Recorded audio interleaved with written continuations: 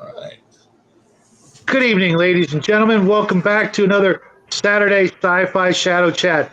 Tonight we are going to talk about Starship combat in all its blazing glory.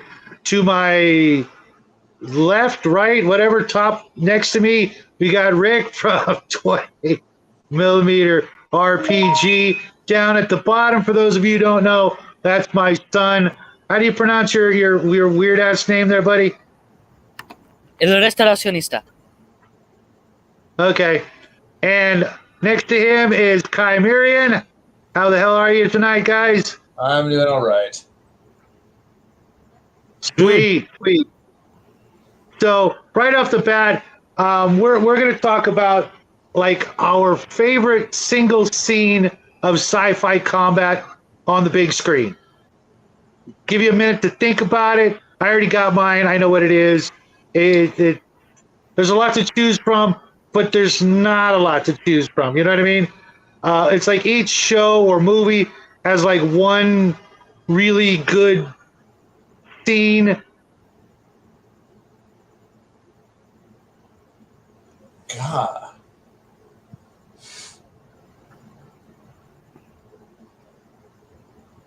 You got one?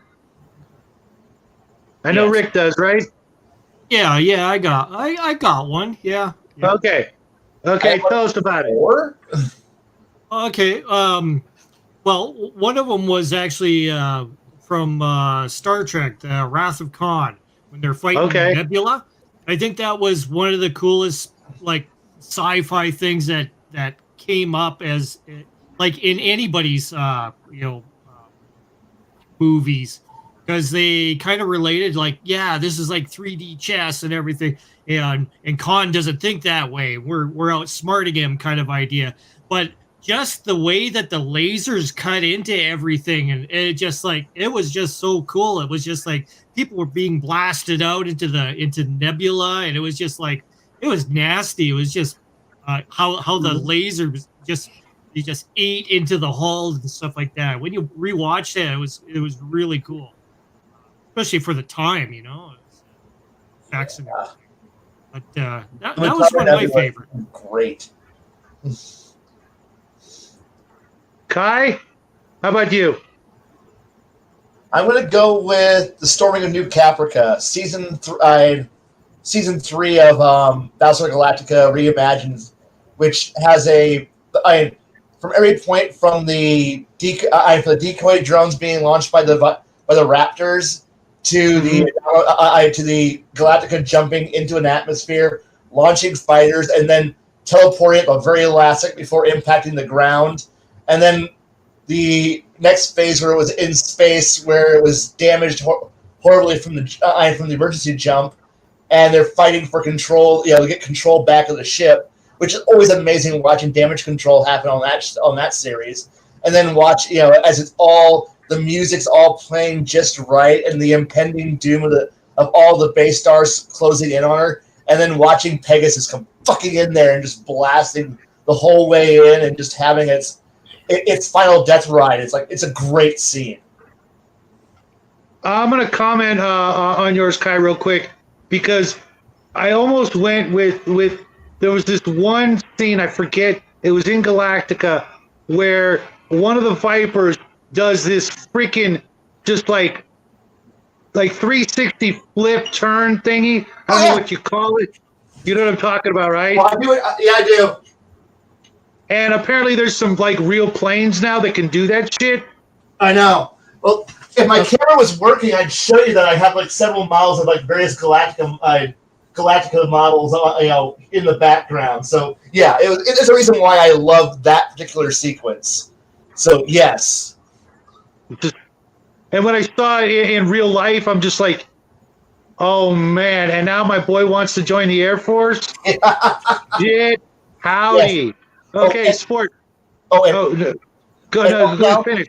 Yes, you are right. The entire trap sequence from the arrival to the is just beautifully well done with the music and everything. So yes. Anyway, done. Okay, Jackie, before you go and let us know what your favorite scene is, mind you, I know you haven't seen as much, and You guys can blame me for that because, I haven't educated him enough. Why don't you tell everybody what happened to you this week? You know what I'm talking about, right? What did happen to me this week? Your promotion? Oh yeah, I got promoted. Yeah, but to what? Just cadet airman. I thought you went to sergeant. Oh wait, no, yes, I'm the flight sergeant now. I forgot about Right? that. Awesome. Is that a fucking credible? It doesn't. It's not as. It's cool and all, but it's not a big deal that you make it out to be. Well, The guy got as a fired, crowd pop, so I replaced him. whatever it takes, buddy. Shit like that happens all the time in the real world. And you've only been in school how long? Like 3 months, maybe? I'm already done with the first quarter. So it's kind of a. Sorry. My computer. No, it's okay. It's funny because I could have swore that was coming from where Jackie's at because he's at his aunt's house, and mariachi music is 24/7 over there, right, Sport? Yes. Yeah, so they auto-loaded. I'm sorry. I'm trying to close Windows. No worries, man. And real quick, Mark and Omen, I'm gonna possibly bring one of you guys in just a minute, but I want Jackie to finish up with his favorite sci-fi space combat scene. All right, I'm a bit basic when it comes to this, and I'm gonna say the Battle of Coruscant from the funny prequel movies. It's actually from the only one that's like actually really good, Yeah. but still. And why? Good. Why? Because I like it. Oh, okay. There's no specific reason. It looks it looks cool, funny color, cool color. I like it. Just I like it. Actually, no, exactly that. Just I like it. That it looks cool. That's pretty much it. And I thought you were going to hit what Mark said. And howdy, Mark. Looking forward to chatting with you tomorrow on Connell's show. We watched that sci-fi movie, and boy, do we have a lot to say about it. But the Death Star in A New Hope, the trench runs, that whole battle, up until that point, I think we all have to admit, that was probably the finest sci-fi space battle up until 1977. I know that's not saying a lot. There wasn't that much But- stuff. There wasn't much to compare it to. So I mean, yes. Right. Well, you could have compared it to like Midway and some other, like earthy, aircraft battles. But yeah, I It certainly was something, Mark. It certainly was. As a matter of fact, my dad, who was not a fan of Star Wars, loved that part of the movie. That was his favorite part. He pretty much hated the rest of it. It was too fantasy-ish for him. Yeah, he was more of a silent running, Planet of the Apes. That was sci-fi to him. Lost in Space, things like that. But when he saw that, he was like pretty impressed. Hey, Multi, how's it going, buddy? I am now going to pop that link in there because I know for a fact it'll get filled up pretty damn quick. Right? Right.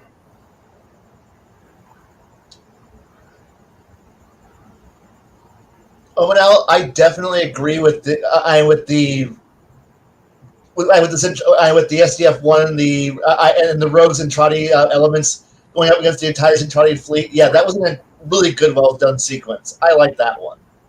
I also wanted to mention Star Blazers because for the time again, some of those. The problem with Star Blazers is how do you pick one good space battle from that series? I know. It was so ahead of its time, so amazingly ahead of its time. One of these days, I'm going to try and get the little guy to watch it. It's just that I know he's just going to cringe through that opening song. Honestly, I watched 2199, and it's just as good, but with modern graphics and music. Can you send me a link in in Discord for that because I really have not seen that and I've been wanting to. Oh, definitely worth looking up. It's definitely worth looking up. And now we're gonna bring in Omen. Hello. Hey, what's happening? All right. I know Kai was doing the third season, but I gotta go for the first season when you space the when they space the damage control when that what was it, the nuclear missile or whatever hit. Oh yeah, that was a good one too. You know, he said pick out one, and the Death Rider Pegasus is just the one I have to go with. Oh, they're all well. I mean, even if you go back to the very first one with Pegasus, when it decided to take on the two Battlestar. Again, Death Rider Pegasus is always a good one. But I still like the one where they had to space it because that was it had to be done. Yes. But you know, and that's one of those things that I like from that aspect is it gave you the commander viewpoint, which is you save the ship, not the man. You know, and they lost 100 people or something like that. Yeah. You know, and anyone that's familiar with, I don't care whether you like him or not, for McCain on the was the Forrestal when it caught on fire.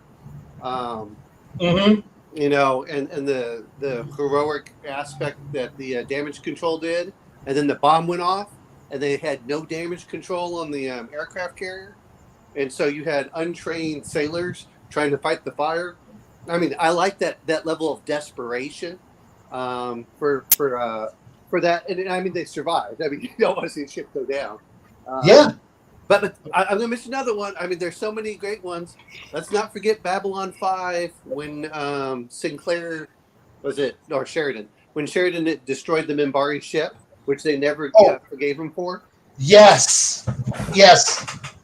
I am so surprised nobody didn't go with Babylon 5 right off the bat. But yeah. Okay, the thing is there's some really amazing space battles in Babylon 5, but again, you're asking for the one favorite. Yeah. I mean, Babylon. Did I say my favorite? I didn't say my favorite yet, did I? No, you didn't. Okay. You're our host. I can sum it up with one sentence. I'm a leaf on the wind. Oh God, yes. Okay, that's a good one. Oh, that was a cool sequence. I mean, the entire Reaver fleet was amazing. It's still a good scene. Are we talking about the last Starfighter? No, I can't remember. What is the A Leaf on the Wind? It was from Serenity. Oh yeah. Oh, especially when they brought in all the Reavers. You know, when they thought they were just going to fight that one ship. Oh yes. When they came out of that cloud, basically, and just guess what we got? Yeah. You got an army. We got the Reavers. Oh. I thought that was fantastic as well. You know, what gets me about it is we all love sci-fi for all of this, and it just seems that, and to be fair, none of them want to do it. Is there are so many great space battles that have occurred, but they just don't do it like they used to. I mean, you know, it's where's the next Battlestar Galactica? I haven't seen anything of that sort. You know? Nope. And you know, we're talking about stuff from the 1970s and the 1990s, and then of course, you know, 28 millimeter talking about the Star Trek. Mm-hmm. You know, those are. I can give you one newer series that can match some of these older ones, and that is The Expanse. That was some really good, some really amazing space combat in that series. The only problem I had is the Rocinante suddenly became better than the actual battleships. I'm like, hey. Well, there's a certain point, like the first couple of seasons, though, it was actually like it was following what the Rossi should be doing. And as things got weird, there was so many other things that were happening that the Rossi was wasn't the main ship, but it was in the middle of so many weird battles that were happening. Still it's some of the most beautiful space combats you're going to see on screen. I do admit the Expanse had some really good ones. That said, it tended to be one ship versus many, whereas I liked having a lot of different ships all around. And I think that was, And even when they did and I gotta give them credit, they did a pretty decent job for season 5, where the Rocinante went against 5 or 6 ships. Yeah. The end's not so much. I was like, all right, come on. It was but yeah, you're right. The first couple of seasons, when they had Mars and they were trying to fight against the other stealth ships. Oh yeah, at Voss Station, that fight was a really well done fight. Completely, it is just a really good fight. Yeah, I admit that. I think that, and then unfortunately, the only other things that you get are some of the Japanese, whether it's anime or some of their spaceships. What is it, Battleship Yamato? Yeah, and I still love Star Frontiers and some of the battles because it is cartoons. You have plenty of ships to go for it. Yeah, looking back, it's kind of ridiculous, but I still enjoyed it. Yeah, I want to address this comment from L real quick. Space toys don't sell. Yeah, they do, but they sell to guys like us. You know what I mean? Can I bring one other thing? Who buys the toys? It's the parents, Right? Or grandparents. And I'll tell you this much: I would rather buy. The problem that I have nowadays is, and I'm going to mention Lego specifically. I don't want my son to get attached to an IP. I want him to get attached to the idea. So I would rather buy the city set, or if anyone remembers the old space sets from the early '80s, I'd rather buy him those. And they don't make those anymore. Oh, for sure, because I remember back in the day, all my younger, like when we watched Star Wars and stuff. I was about 12 when that happened, and friends their younger brothers would be like picking up their Legos and doing all kinds of things with them to make them look like X-wings and stuff like that. So, and that was a cool thing because a lot of people couldn't afford those toys, so they just went ahead and used whatever they had, mechano sets, Same here. whatever. Same here. I went out of my way trying to get those angle pieces to make the X-wing. TIE fighters were easy. You just had to figure out how to slap those slabs on the side a certain way because it was doable.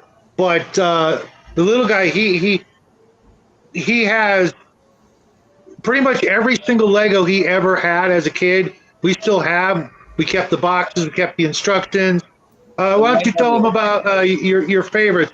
Because there were some Legos out there that most people don't remember. Maybe some people out there remember, but you still there, Sport? Yes, I'm still here. Okay. What is the air raid siren in the background? I live about a half a block down from the volunteer fire department, so when there's a call comes in, I get to hear the air raid siren go off. Oh, okay. So, my apologies. I hit mute. No. Chimerian, leave it on. It's cool in the background, is my view. Okay. Yeah. Like a war zone. I get to hear about 5 times a day. So. No, I just think it's really cool. The only time I ever hear it is, usually whenever the air raid sirens are for tornadoes out here. Anyway, sorry. Let's go back and hear Jack talk about his stuff for his Legos. Oh, I don't remember. What did you play with the boat? I don't remember. Hero Factory and... Oh, yes, I remember that now. I don't know what the other one is. Bionicle? I was just about to say, if you say Bionicle, I'm gonna go all the way back down, or I guess technically it's not down, we're on the same level, to the freaking little village that you're in and slap you.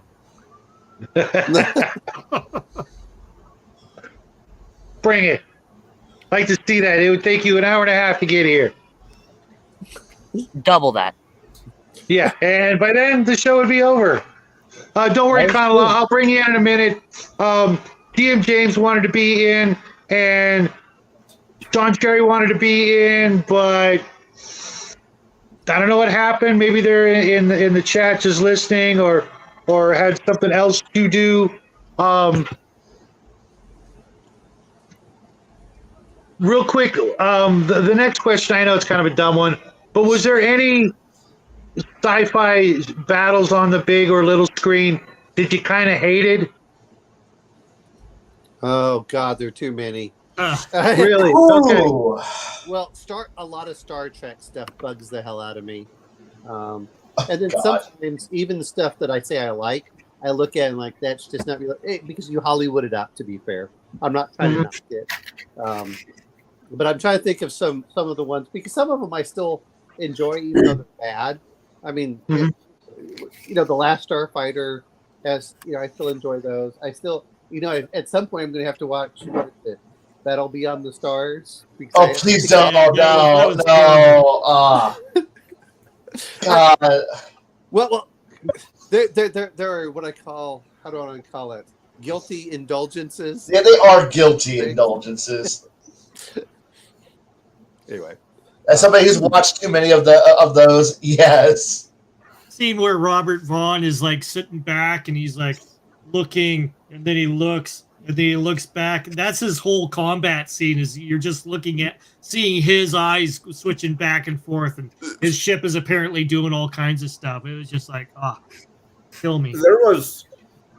I like the movie. It's a really old. It's not old. It is old, and it was just kind of weird.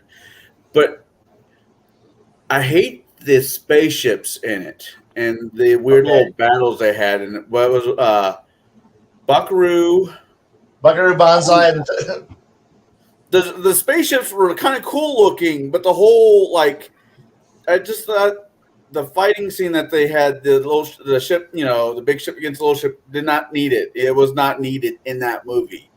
You could have took that, 3 minutes out, and put another music scene in it where he's psychically being linked to some chick crying in a crowd. I mean, that's like one of the few sci-fi ones I'm like, I don't care for. wait a minute. Yeah, you're talking about Independence Day. I hate that. I hate it with a passion. Sorry, go ahead. Which one? I haven't seen the new one. I just remember the old one. That That's a reminds good me. one to hate. That's a good one to hate because it really should have been phenomenal. If you think about it, that movie was at the time was like huge. They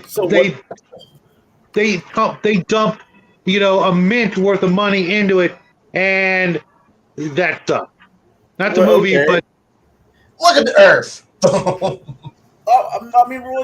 I'm really quick. What part of that movie shit the bed for you? the spaceships, the spaceship fighting. An Apple computer being able to talk to anything as not an Apple computer, including an alien spaceship to give it viruses. That's the part that shit the bread. Okay. That is that's dumb. Because That makes apples- no sense. Apples don't talk to each other, let alone the internet, let alone an alien spaceship. Fuck Apple. Hey. The newer Apples, my friend showed me this, can talk Linux and BSO and BSD. So, Oh wow, we had to wait 20 years for Apple to be able to admit that anything else in the universe exists. Oh, how Yeah, glorious. Wait for the Apple. They admit that they aren't the only thing on Earth. Yeah.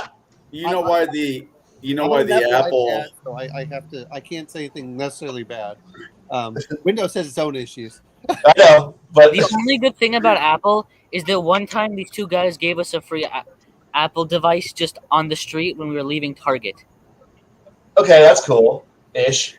There's a joke, and I know it's a joke, but you know that if you look at the Apple logo and there's like Byte's been taken out of it, right? That's the 10% that Steve Jobs gets to take home with him. Probably. I thought that was a symbol of when they took a bite out of it. They realized it was full of worms and handed it back. Pretty much. Apple. I mean, I know this is about to be Star Wars. I mean, not Star Wars, but that's space. Sci-Fi. Sci-fi, man. It's been a day and a half. Uh-huh. Have you? I jumped in a little bit late, and I'm sorry about that. But have you asked which battles in movies or TV shows have people asked? You just asked that, but I'd say go ahead. Is it okay if he throws in his favorite? Yeah. I just asked, what was your single favorite spaceship starship battle in the big or small screen? Babylon 5. Okay, you The got that. Fighters. because in all the sci-fi space movies that's been out, the Babylon fighters are the most scientifically accurate to be shown on TV as of yet, because of the repulsors, the thrusters. Because moving in space would be awkward, and it's not like it would be on Earth. So the thrusters are what helps the ships move. Makes them, dodge things and whatnot. And I always thought that was the coolest fucking thing in the world because it's scientifically correct. And Connell, Yeah. NASA actually asked to use that design. They if you listen to the commentary, they actually talk about that. So, anyway. Oh, that's cool. Yeah. So that just gives my comment more credence. Awesome. that and Spaceballs. It's not so much a fight, but when he jams the Darth Vader knockoff with real jam, I thought that was just brilliant. Oh, I still love she's turned from suck to blow. Anyway, sorry. Okay. So I guess what's the next question, Shadow? No, actually, I wanted to talk for a minute about my least favorite, which I absolutely love the show. I had never seen it before, and I recently got turned on to it by James L., which was Blake 7. For the time, the show was great and got actually better, because I think it started out like 78, 79, 80. Yeah, I think it was 78. The first season came out, and it was, it was kind of borderline hokey, with everything literally. But by the end, it got really, really good. Even the spaceships and the models and all the practical special effects, you could see the evolution over the course of the 4 years. But the first 2 years are like Babylon 5's first season, very, very difficult to get through. But once you do, you get through it. And then next thing you know, it's over in 4 seasons. Oh, in season 2, 3, and I hate saying it, 4, you could tell was meant to be 2 seasons long, but they knew they were going to get canceled. And that's, but what amazes me is for the writing for Babylon 5 is we can't get 10 episodes out of people nowadays, and yet he was like 22 episodes a season. And I'm not saying all of them were the greatest, but on average, every episode was still better, and they did callbacks, and they didn't pretend that the audience was dumb. They brought up a lot of different philosophical issues, and in some ways, not everything was right, And Yep. I will say this much: Walter Koenig in there, still one of my favorite characters. I hate to love, or love to hate. He is one of the greatest characters in sci-fi, period, hands down. Bester was one of the greatest characters. If you line up every sci-fi character, he'd easily be in the top 10. Oh yeah. Prove me wrong. Prove me. I Which mean, character did he play? Bester, Alfred Bester, the Psychop. You probably haven't got there yet.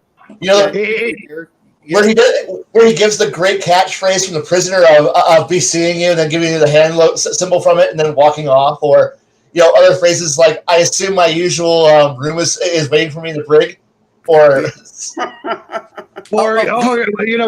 you think of me as a piñata. Oh, bright and cheerful and full of candy. Why is that romantic of you? How nice of you. Oh, and you could tell whether he had the psi powers or not. He just loved the feeling, and he wasn't physically intimidating. No, when you look at him, but man, you just every time after you saw him, you're like, I want to take a shower.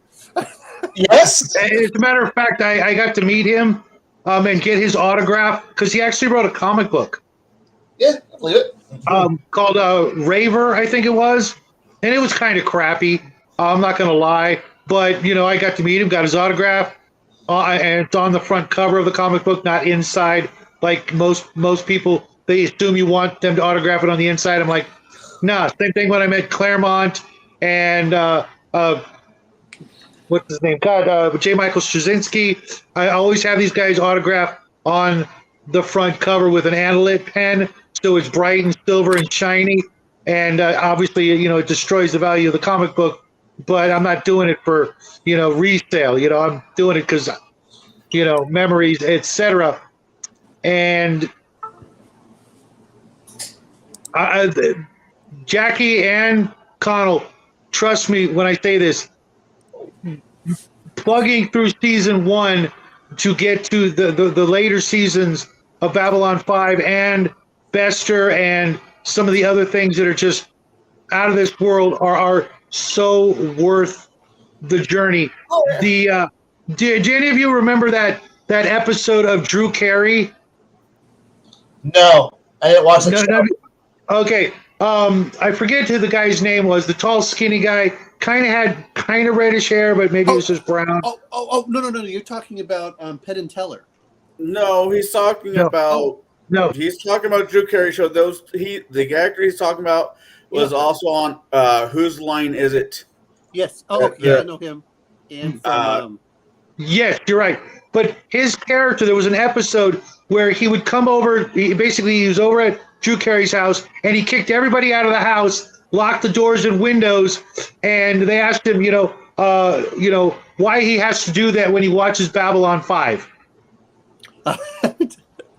Because you have to sit and block the whole world out. It could be on fire all around you, but you've got to just sit there and focus on it because it is and was possibly the greatest sci-fi story ever. Literally the equivalent of the Lord of the Rings in space. Maybe even better, depending on whether you're a sci-fi or a fantasy guy. But it's so worth it, and I can't wait till the little guy starts watching it with me tomorrow or the next day, as soon as we can worm it into our schedule of Venture Brothers, Red Dwarf, and then Babylon 5. And I wanted to bring up Red Dwarf also because I just finished having watched every single episode finally up to season 12. I think that's where it ended. And it just got better and better and better. Even the spaceship scenes in that show, mind you, there wasn't a lot of combat. The few times there were, obviously it was, humorous. But they really, Chicken Vindaloo. for a show that only had roughly 4 episodes a season, it's so up there in the hierarchy of all of science fictiondom that it's another absolute must watch. If you get through the first season and you don't love it, we probably can't be friends, but I'll try. Maybe it just takes a little growing. It needs to grow on you. But I just finished it last night. okay, you're talking about Red Dwarf, but speaking of Babylon 5, let's the movies. The ones that show the prequel where Delenn. Okay, Al, you're asking to get banned. No. To be fair, For 2 reasons. No. I'm okay with you saying it's a soap opera because I sat there like a little bitch and watched every episode.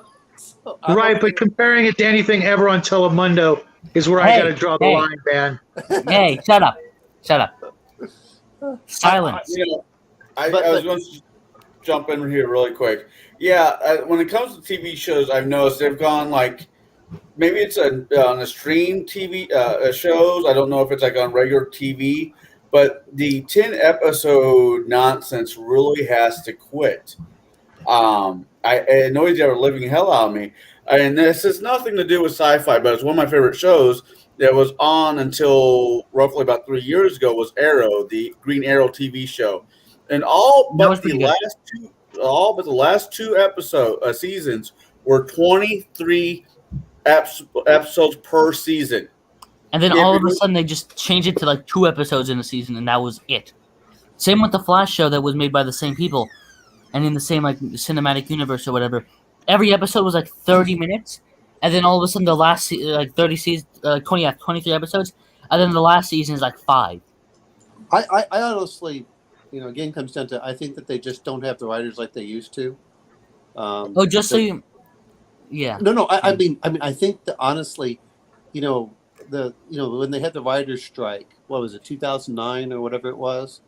Yeah, wasn't that when Heroes got preempted and it pretty much killed that show? Yes, that exactly. It killed a lot. It almost killed a lot of shows. But did you notice that after that, almost all the shows went to 10 episodes? I mean, Yep. that's. I think that they just don't have the good quality writers that they used to. And to be fair, they don't want to pay them, so why would you go into it? It seems. Well, yeah. You know what? I've got the solution. I've got the solution right here. Right here in this panel, dude. The 5.5 of us. Sorry, Jack. Hey. He's actually getting pretty big. We could outright just about anything out there that's come out in the past maybe decade or so. There's some great brains out here in this panel and in chat. I'm telling you, they're looking in the wrong place. I think that they don't want us anyway, is the point. I agree with you 100%. But the problem is that they're more worried about their agendas. Their agendas rather than quality, and that's well, you couldn't. I'm not saying I'm of the same level of smartassity, let's say, as some of the older school, like Richard Pryor. Richard Pryor wrote. He helped Mel Brooks write several things. What was the one I'm thinking of? Blazing Saddles. Oh yeah. And I there's certain people that should write for movies, and there's certain people that should write for TV series. And I'm wondering if they're just getting their streams crossed because, well, he did such a great job on X, he should be able to do Y. Well, writing a TV series, I imagine, is different than writing a movie. You don't have to worry about next year. You just have to worry about the movie. Right, but I think if you could do one, you could make the transition to the other. And obviously TV is probably more taxing in the long run, but I don't know. And real quick, James L, how you doing, buddy? I didn't want to bug you because I'm going to bug you later to jump into Nathan's channel, because I know you're usually only able to do one or the other. But I really liked what he said about this. I think it's actually it's pretty accurate with the difference between Trek and Star Wars. I never thought of it that way with Star Trek. With Star Trek. With Star Wars, yeah, I definitely thought of it as dogfights. That's why I compared it to Midway earlier. But I never thought of Star Trek being like you said, naval battles. And now thinking back to some of my naval battle games that I played in the past, and Battlefield Gothic and some others, I think that's actually pretty accurate. How about you guys? Okay, I'm doing on this one before you else. Anyways, this goddamn thing. Okay, first off, all Trek past the original series sucks when it comes to space combat. It's goddamn just sit there and, you want to say, ooh, Star Wars is about airplane combat. Go watch fucking Deep Space Nine and go watch the fucking Defiant run around like some kind of... You get to hear all the little retard lovers of Trek go, hey, look at how fantastic our ships are. We're the most smartest of all science fiction. And then you watch like what you see on screen. The Defiant is literally like 4 ship lengths away from something dogfighting another ship in a space battle. Discovery has crap-filled space combats, which ships are sitting so close to them that you can probably stick your head out the window and shoot a blaster at something, and probably hit the other spaceship, with iron sights. Next Generation has the Enterprise parking 4 ship lengths from a Borg cube. Everything's flying at retard lengths, where it's like, oh, no, we're so fast, so high tech, and no, it's all brainless bullshit. You go watch the original series where you have like Balance of Terror, where you actually have some fucking actual submarine combat looking shit going on here. Like, oh, something interesting, and then you go watch brainless drivel from 1985 to today. Okay, Kai, I'm going to be a little. I'll defend it just a little bit, though I do agree in some ways. Is if you try doing real ranges, it would look like a little dot. And I would be okay with little dot because then you can focus on the crew looking at the screens and like listing off like you're in a CIC. You shouldn't be able to look out the window and go, "Hey, I think I could see the Klingon bird of prey out there." I don't know. I understand, but you have to realize, and we have to always remember this. Just even though if we're in the minority, we still want to see things made. So they have to be visually appealing to both the masses. I mean, even everything seems way too close, no matter how you do combat. But the thing is that when we look at like Space Battleship Yamato fans, we all kind of go, we understand what's going on there. Or with Star Wars, we understand things are weird, but then you get the Trek fans because this is the fandom, which will start ass pulling some fucking amazing details. It's like, no, we fire at super duper, incredible ranges. Everything's so amazing. Trek is better than everything. And then you go, are you watching the same show I'm watching? No. But I've read the tertiary material. But are you watching the same show I'm watching? I'm going to throw something out that everyone doesn't. No, I understand, Kai, but I do understand things have to be visually appealing, and I still love that, even though they're way off in like distances. But it's a little bit different, though. I think it still has somewhat with spaceship combat, but not quite.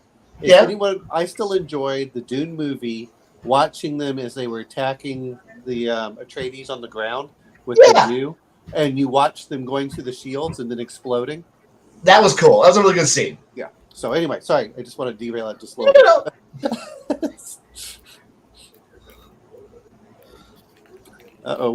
Where's our host? I'm right here. I was commenting on something I missed that Mar said. It's like, wait, that got name dropped and I didn't even notice. I'm not sure. Was that me? Well, Straczynski. No worries. It was probably when I was talking about J. Michael or Walter Canning. Is Mark still here? You're not that far away from LA. You're allowed to name drop. This was, mind you, this was a long time ago. I used to do a lot of conventions and a lot of other things, and I've worked in 6 comic book stores over the years, and a lot of them were able to get famous people to come in. As you guys might or might not know, J. Michael Straczynski worked on a lot of comic books like Spider-Man and a few others, before and after Babylon 5, I believe. So I got to meet a lot of cool people that way. My first big one was Roger Zelazny. I was like 13 or 14. He was my favorite author. I was working at a game shop like Connell as a paid DM. They said my favorite author was coming in.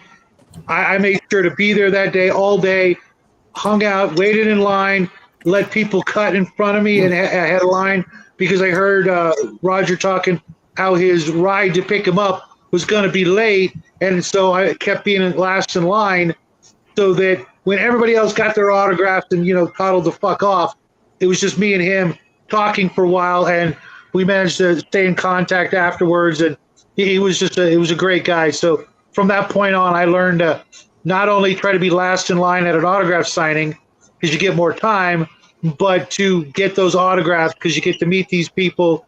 And sometimes, you get to have a little conversation that, that whole single serving friends kind of thing from Fight Club just kind of stuck with me.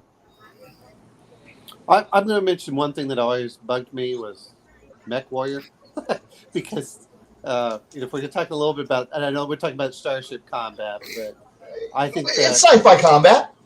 Yeah, I can. It is sci-fi combat, but I mean, I hate saying this. Come on, you better be able to outrange the 1980s U.S. Army, and if you can't, fuck off. I will give you one caveat on that one. Is actually if you look at the at TRO 1945, it actually gives you what a Battletech range equivalent would be for weapons of 1945, and then you can extrapolate out from there what real weapons would be, and then you can start generally figuring out that, okay, so technically the large rifled cannon has the same engagement range as watching like a 90 millimeter rifle of the past firing. So you can start going, well, okay, so the 90 millimeter fires at X range, at X kilometers of range, and technically that is what it is doing the same range increments as an AC-10 or an AC-5, intermediate between those two. So you can start figuring out, okay, so a Gauss rifle would actually be firing at this. So once you start going away from the purposely shrunk down ranges to fit on a tabletop map to, I want to play Battletech on micro armor scales, and then suddenly ranges become quite larger. Well, and let's be honest, when you get to a LAM and suddenly its range goes up by like 180 times. Yes. I'm like, stop. Anyway, sorry. I know. I was just going to say, to defend Battletech, you got to realize... No. Stop. Yeah. You have to defend Battletech. You only okay. No. Okay. Hey, Ty, real quick. I want your advice on or expertise on something. Okay. The Gauss Weapon. Right. I remember it being one thing way back in like Traveler era, and then Games Workshop like tried to change the definition of it. How would you define a Gauss weapon? Gauss rifle is pretty much a magnetically accelerated guns. Like you're just firing a lead slug a ferro slug at a ridiculously high velocity at somebody. So it's basically not an energy weapon like Games Workshop. No, GW is wrong. You're firing a football to someone's forehead. That's what you're firing. Right. I just wanted to hear it from somebody besides myself, because I was looking at some Games Workshop stuff and I'm like, what the hell is this? That's not how they work. Well, and Kai is correct, but they're also used a lot of times in science fiction. They call them rail guns. Right. But even though rail guns are really guns that are, fired from railroad tracks. Or you also hear the term coil gun. Yeah, coil. Yeah. Yeah, coil guns, rail guns, Gauss rifles. They all fall in that same category of I don't use gunpowder. I use magnetism to go fire at something. So it's cool. So Fair enough. I'm going to probably get some hate from somebody, but I love Firefly. Absolutely love the series. Nothing wrong with that. No, It's good. I like it too. I absolutely love the what movie? Serenity? The Serenity movie. The Firefly had no weapons on it. Period. It was not a ship of war. It was a freighter. But at the last bit of Serenity, when they put that harpoon gun on her, and shot another ship, I thought that was just the coolest thing in the world. I don't know why, because in the back of my head, it's like, I don't know if that would actually work the way that in the movie. And I was going to argue with somebody. I'm like, space is like the ocean, right? So, no, this shouldn't still. I don't know. It shouldn't work.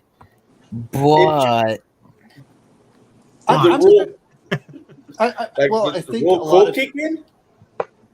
think a lot of it is just like anything else. Is if you're looking at two the ships, rule of cool, man. The rule of cool. That's at the end of the day, that's what I have to go for. I know while Kai goes for it, and I probably agree with Kai more than anything else. I can say playing combat mission, when you make real size and you play in a real size battlefield, it just doesn't feel quite as satisfying other than watching smoke pop up in combat. So that's ranges in just about every game suck. And that's actually a pretty good segue to start actually talking about games. But also, I'll wait. I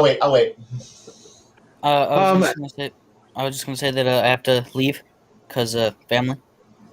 Okay. Well, it was great having you with us, Sport. Don't be a stranger. You're welcome here anytime. There's a chance I join back in. But that's cool. you know where to find us. But Yes, that I do. That's say hi so to everybody weird. for us and tell them they missed out on a great chat. And I love you, sport. I'll see you real soon. I'm Right, laughing because bye. James L must be listening back. He's probably fast forwarding, trying to listen. You get to Wait, see what is Jack not at home? No, he's not. Oh shit! Yep. When's Oh, hey, I real am quick, at sport. my man's house. Jackie, after this show, most of us are going to go jam on over to Nathan's channel and talk Yeah.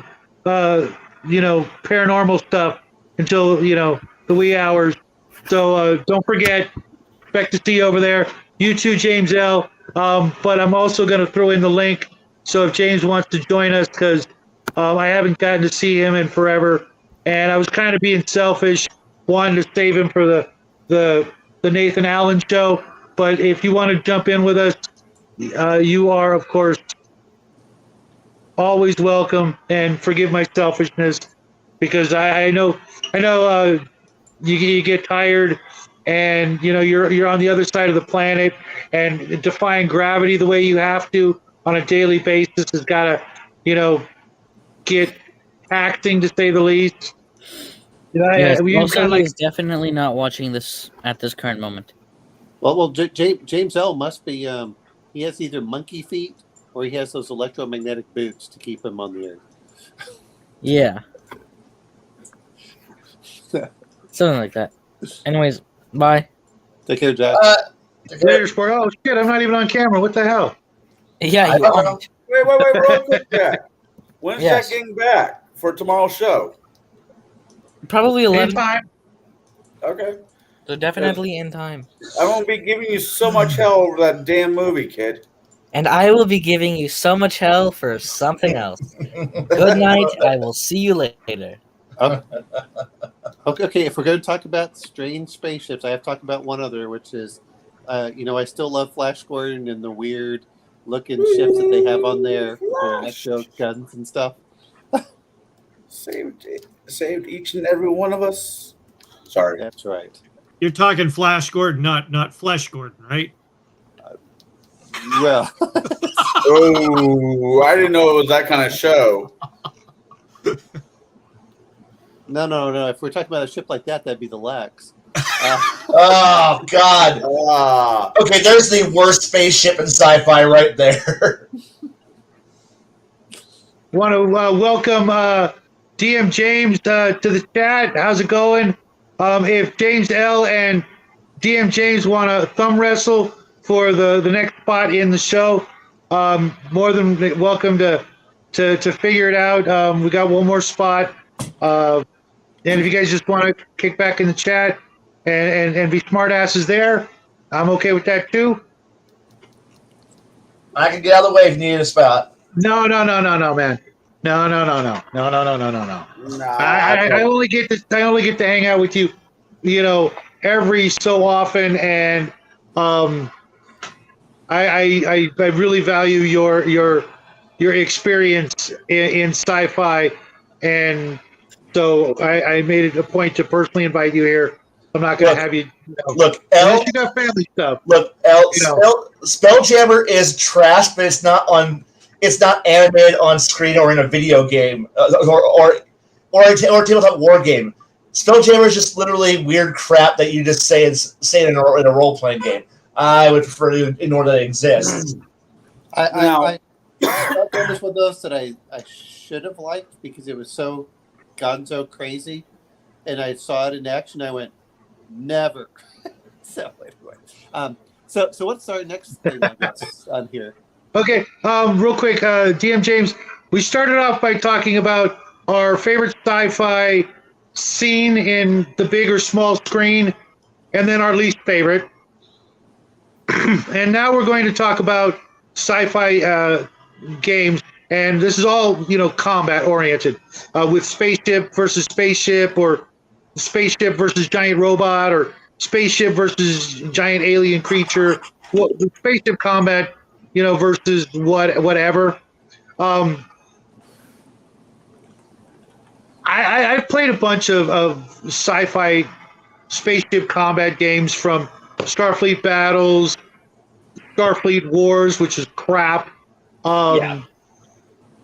The first one by Games Workshop, which was also something like Starfleet, something.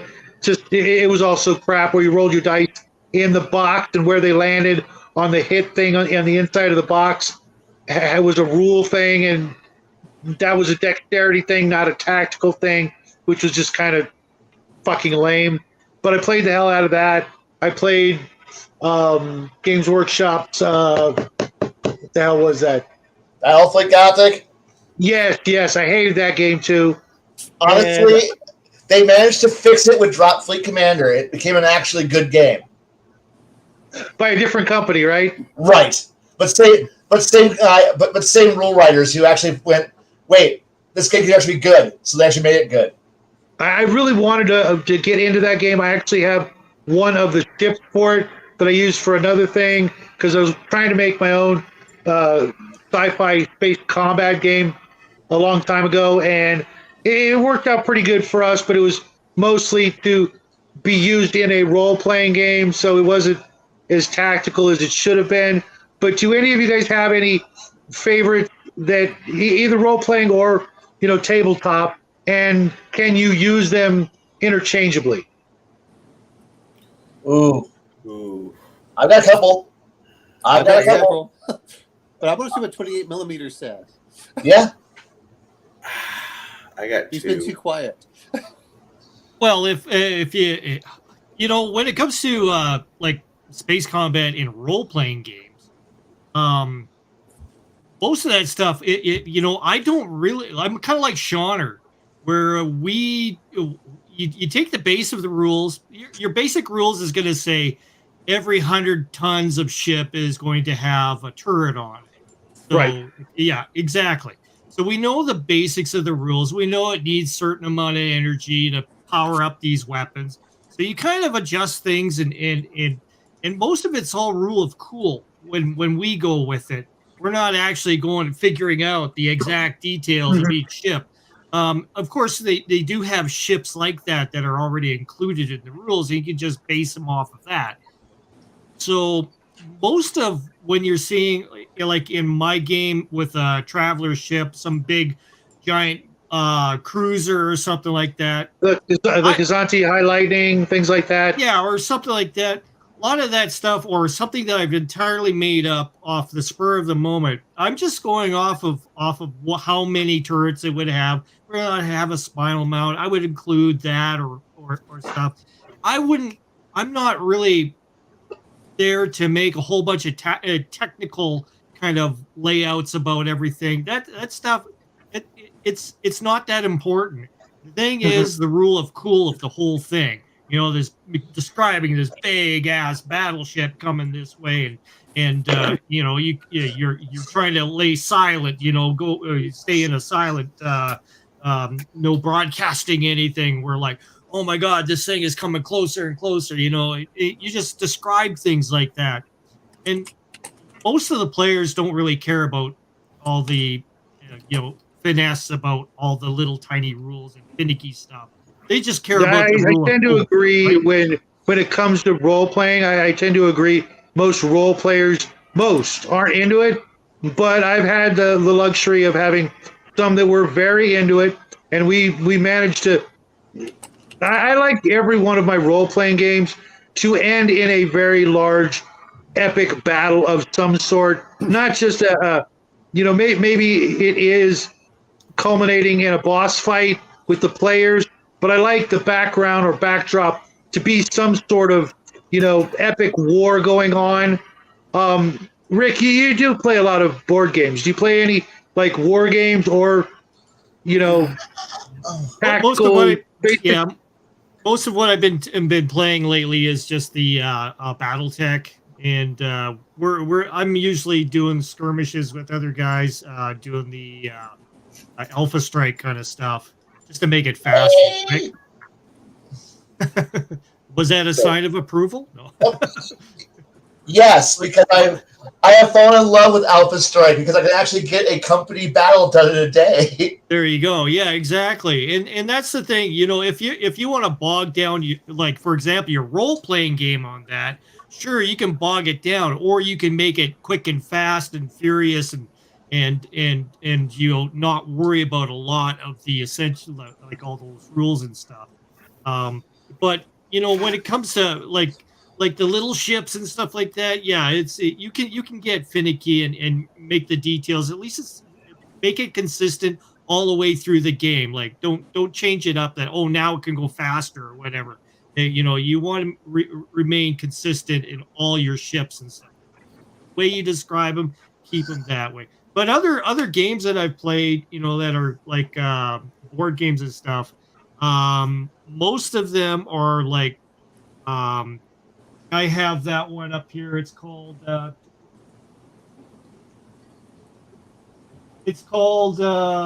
Space Rebellion. I'll bring it down for you. I have that. I used to also play this other one called Battlefleet Mars. Did you guys ever hear of that? It was No, I'm like not familiar with it. like an old Avalon Hill game, I think it was, or something. No, it's weird Or because SPI? I was going through the chat, and I have played just about every game that's just been mentioned except the one you just mentioned, and I have most of them still. I played Star Blazers, whatever that was called, you know, and all the other. Anybody in chat remember Battlefleet Mars? No. It was an old game. It was back in the like I think between 70s 80s. It was really technical. It was almost too hard to play.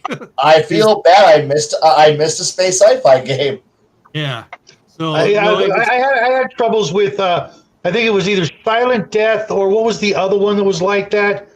It was really hard for me. I just couldn't. My math skills are not that great. I have to have my son help me with math sometimes. Anything past, let me grab this other game. I'll be right back here. What was the big competitor for Silent Death? I'm not familiar with Silent Death. It's a great little space dogfight game engine. What was the bigger version of that? Maybe. Oh my Freedom God! Galaxy? No way. What does I it have look like? I have 3 copies of that, Rick. 3 copies of it, and I have 3 copies of that game, and I have yet to find anybody to play it with. There you go. So this one is more of a tactical game. So your starships in this one is you're dealing with fleets as far as the Imperial player goes. As far as the Rebellion player goes, they have like their own individual ships and they do their missions and everything. So it was pretty cool.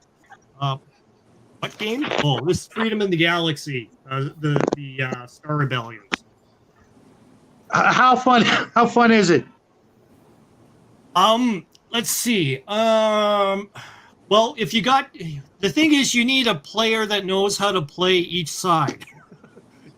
If you don't, then it's kind of hard. You would want to have the most experienced player play the Imperium side, because they know what to expect. They're searching around trying to find clues of where the rebel base is. It's a spoof off of Star Wars is basically this game. And as far as the Rebellion players go, the Rebellion players are trying to do a bunch of missions. So it's one of the first games where you pull out cards and you're looking for a certain symbol on a card on the mission, and you're allowed to go ahead and go through them until that certain symbol comes up. So I think a lot of the Arkham horror games use that now. So Would you compare that to War of the Ring in play style, where you have to have players really know their side? They would have to kind of know. You'd have to play it around with each other until you understood. Oh, okay, this is what I have to do as a player, as the Imperial player, because the Imperial player has kind of a limit on their movement. So from province to province, and that occurs every second turn. There's going to be a change in orders. and so you have to kind of, figure out how you're going to move your fleets around because you're so overpowered as the Empire, Dave, right? Cosmic Encounter counts. That was fun too. Oh yeah, Cosmic Encounter. I also have that. It's actually up there as well. So that's a cool game too. Yeah, that's a really neat. I really wish Connor was here because I want to talk about Twilight Imperium because I got that game and I really want to play that game, but I got me and my son, and that's not going to work out. You need more people. But it's a 6 to 8 hour game, which requires people to really be dedicated. If you have the what's it called? It's on Steam. It's the what's it? The what tabletop? What's it called? Tabletop something? Tabletop Simulator. Tabletop Simulator. They actually have this game where you can download it and you can play it. It's got all the rules and everything. It's and if you wanted to get into a game like that, it's very, very easy to, just hook up with me or whatever, Shadow, and we can play a game. No problem.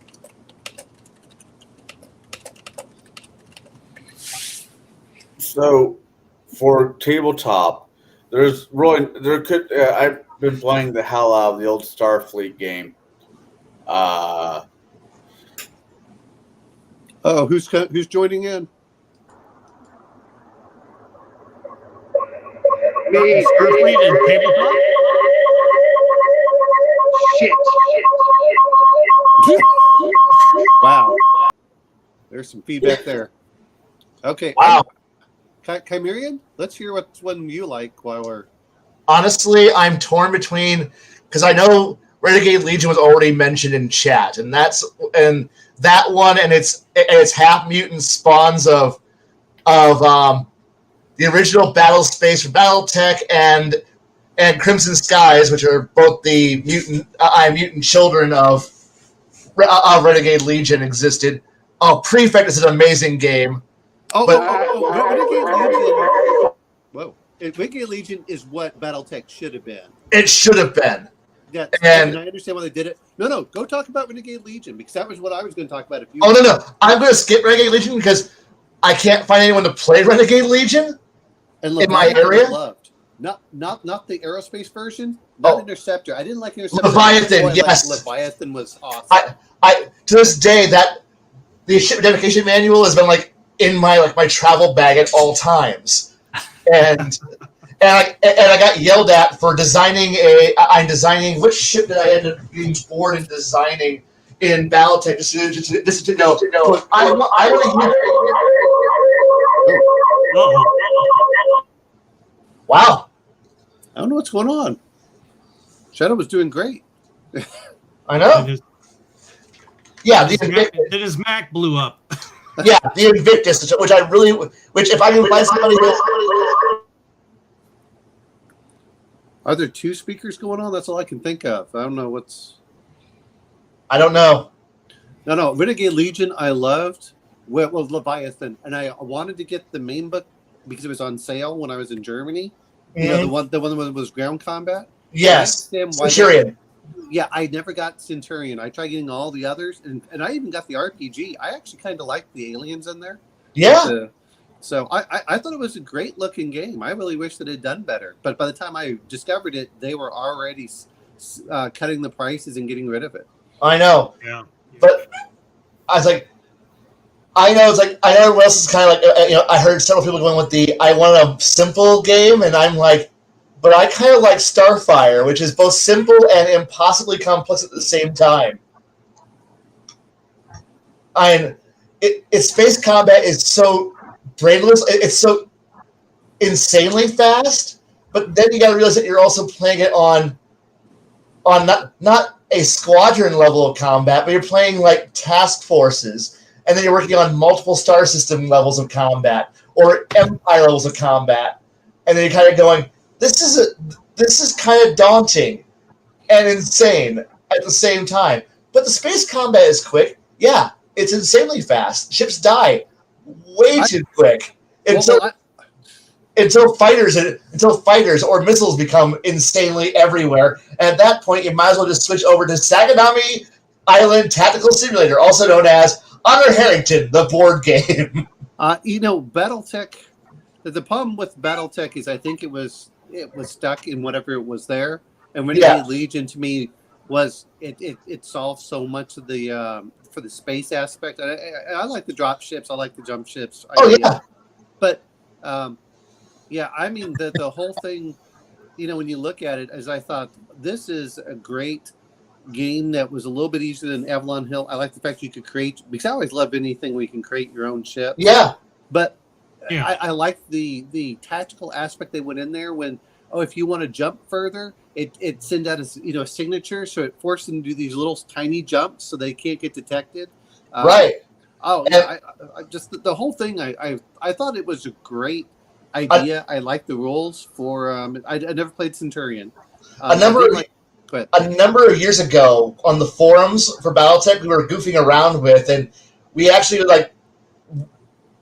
kind of hashed out a how to convert your BattleTech game into Renegade Legion Centurion, because we kind of like the idea of, no, it isn't just 15 points of damage. No, that Gauss rifle hits and punches this armor gap into your armor plate, and lasers just raking off, pulse lasers raking off lines, standard lasers just boring straight through, missiles just hammering in, so that way locations and armor crits were all, the way Centurion, Interceptor, and Leviathan all operates.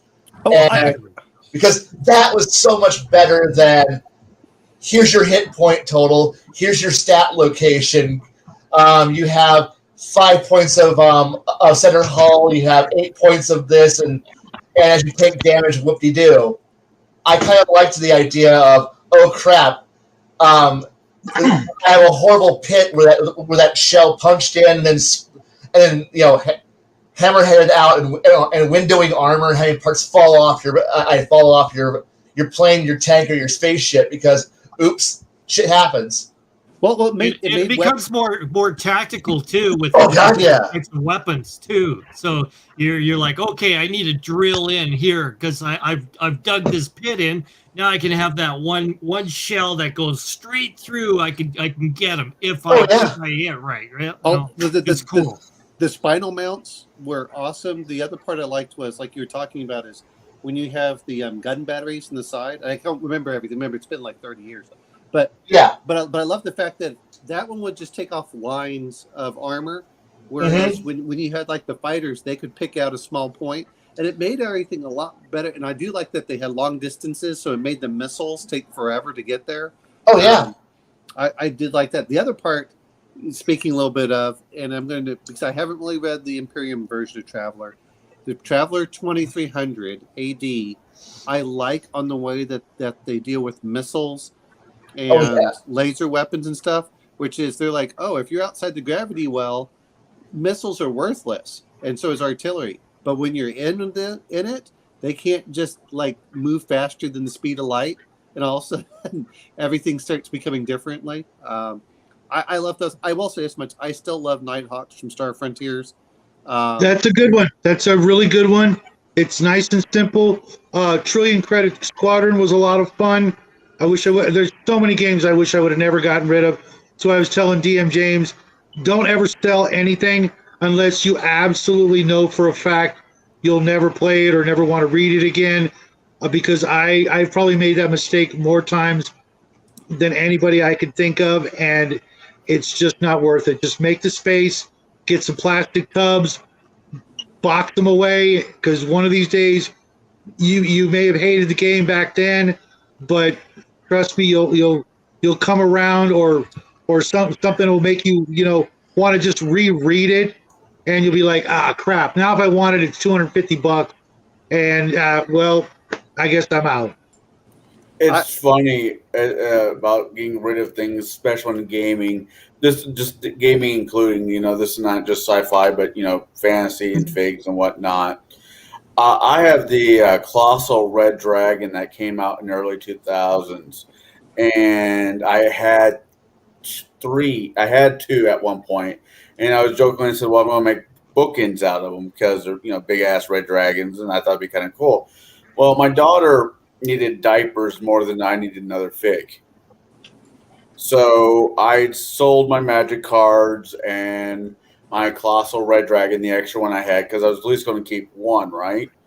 Mhm. I have recently just found a shop locally that has one for sale, and it's just south of $600. Oof. And I just can't do that. I apparently have never smoked enough crack to even make that even conceivable. Yeah, I have all of the gargantuan dragons from WizKids except the red. I'm not going to the colossal because the gargantuans are plenty big, but I used to buy all my stuff. I buy all my stuff from Miniature Market for the most part, and the gargantuans before the current administration was $25. Now they're about $50. Well, no, and I they're all got out of you. print. And there's nothing different. They're still making them, but now it's 50. I put in the private chat there. If anybody is interested in picking up the Interceptor, Leviathan, and Prefect, this guy is an awesome seller, and he gave me a whole bunch of books. He didn't know who I was. He gave me a whole bunch of extra books and everything when my order came through, and the FESA damage box trilogy that he's got there is a really good deal. And those damage box, those were the damage boxes that I got, and they're perfect. I'm always buying stuff. I have an eBay store that I do a lot of business with, and I'm always buying stuff for my collection or for the next selling season, which just started. Send me a list of stuff and prices, and who knows, maybe there'll be something in there I can take off your hands. I'll pay shipping, the whole deal. Who just left? Was that Omen? Yeah, it was Omen.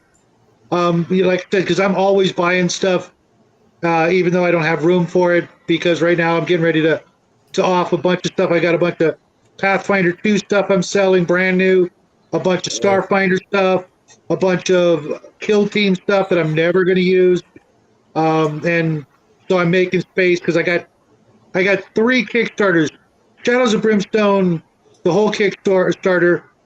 I've got, all right, hold on a second, guys. I'll get you in a second.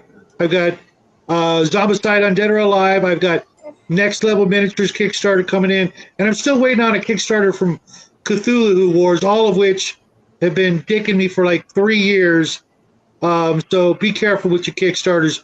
If they're being manufactured in China, you might want to wait until they come to retail or a late pledge, and you'll save yourself time and money. Not a lot of money, but still some money, but you'll save yourself a lot of time on those waiting lists. Now let's bring in Omen. Let's bring in Big Jim. Well, I hated bringing, he put up the link. I went to the link.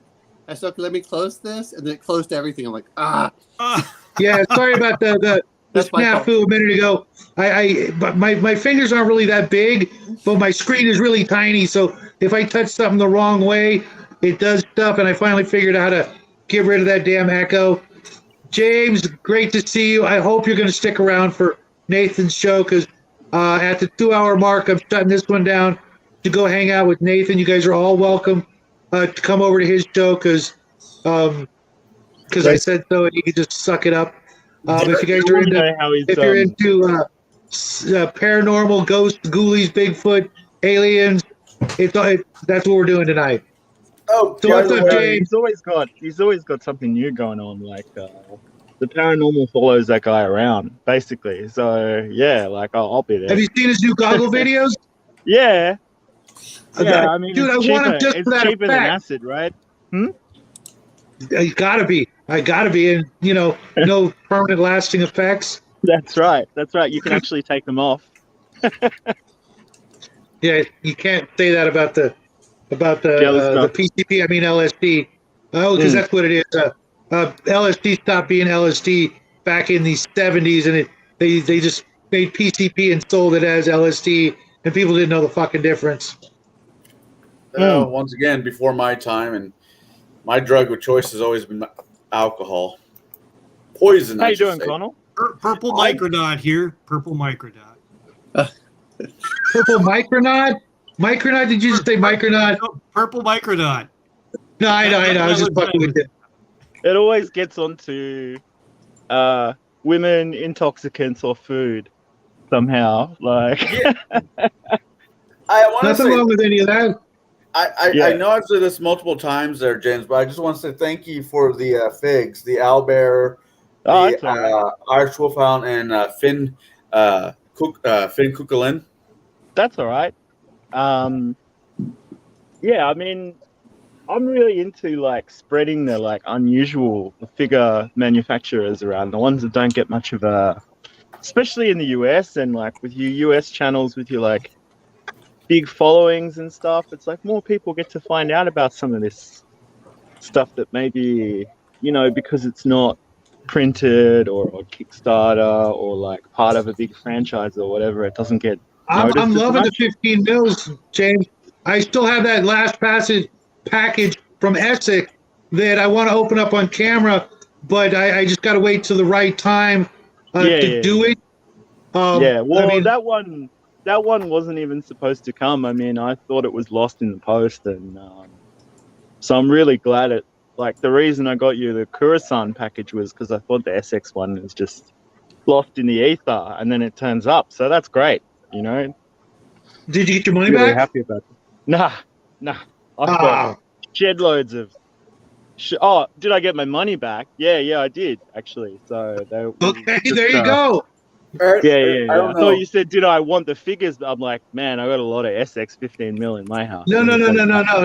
Because sometimes that happens, and if you're honest, and tell them, hey, they're like, don't worry about it. I buy so much stuff from them anyway, like, all They're the like, time, screw it. all the time.